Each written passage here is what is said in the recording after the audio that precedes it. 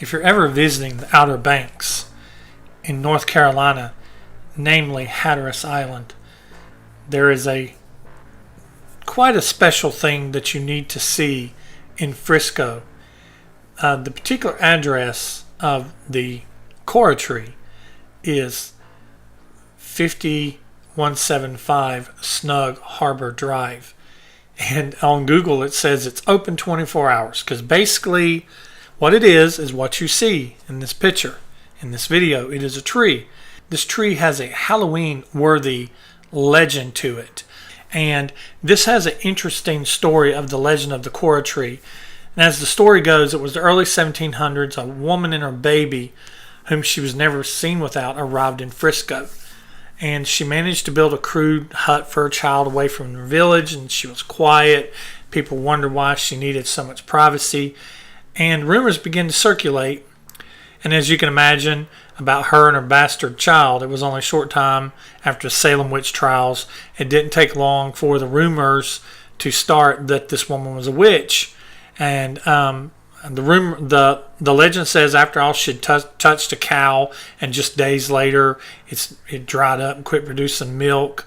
There was a boy that teased her baby, sticking out his tongue and contorting his face, and he suddenly became very ill and almost died.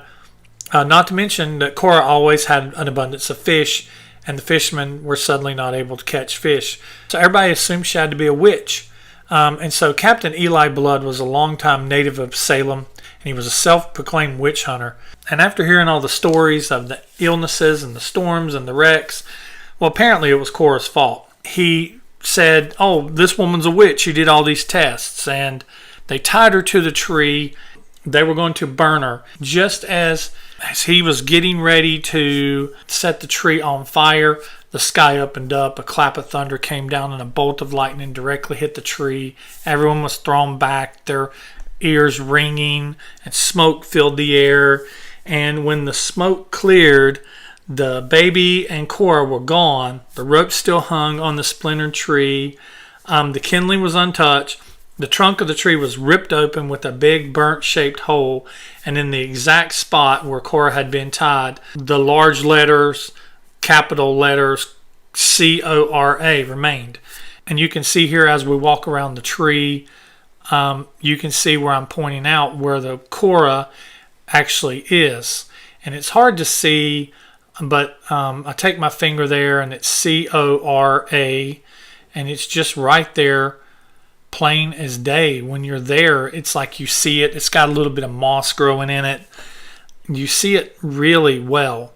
And the tree is huge. I've got some pictures with my wife standing in front of it.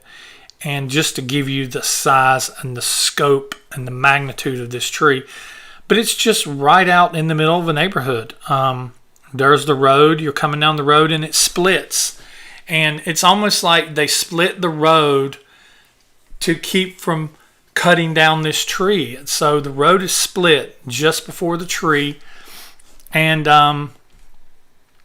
it's just a really, really cool thing, a really weird thing to see, and it's just a gnarled up tree that's split right down the middle. And so the legend behind this tree is really cool. It's one of those things that I saw on a paranormal show years back, and I always thought, wow, this would be really cool to come down and see. And so we were there, and so we went to see it. And there's a hole right there where it splits. That hole, it kind of looks like a heart, where the tree is split open. It kind of has a heart shape to it if you look at it. And one of the other mysteries or stories that surrounds this tree is a lot of people speculate not only it being the tree that Cora the witch was tied to and ready to be burned, alleged witch, but since this is in Hatteras and the surrounding banks are famous for pirates and shipwrecks and the lost colony, it is also rumored that this Cora could actually have been Croatoan, or part of the word Croatoan, that actually was written for the Lost Colony when the Lost Colony was discovered as being missing. But the rumor that I've heard the most, or the legend I've heard the most, is it being the Cora tree that the alleged witch was tied to. And it was really cool to see this in person. But if you're ever on the east coast of the USA, in North Carolina, on the Outer Banks, on Hatteras Island, this is definitely something to see. It's easily accessible. You're not trespassing. It is in a neighborhood. It kind of shocked me that it's right in the middle of a neighborhood. But we found a place where we could pull over to the side of the road and we could get out and walk around it. I made sure that I was standing in the road and I didn't get in anybody's yard because I didn't want to be trespassing. I want to be respectful.